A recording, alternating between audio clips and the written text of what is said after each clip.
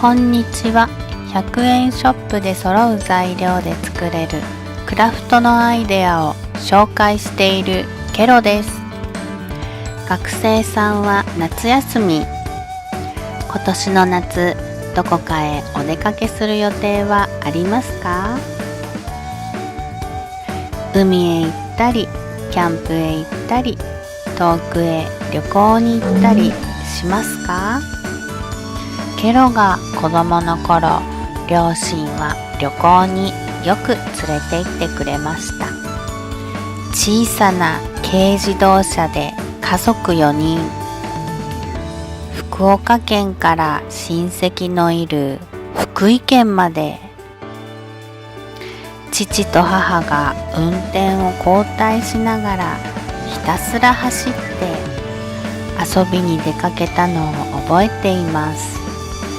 父が DIY で子供が2人寝れる分のベッドを作って仮眠を取りながら行ったらしい。初めて泳いだ日本海は深くて波が荒くてちょっと怖かった。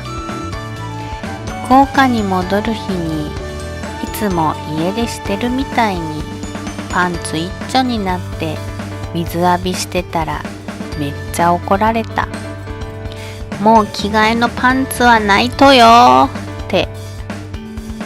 そんな変な記憶しか残ってないけど楽しかったな、夏休み。大人になると夏休みのありがたみがよーくわかります。今年の夏、ケロ家にお出かけの予定は一切ありません。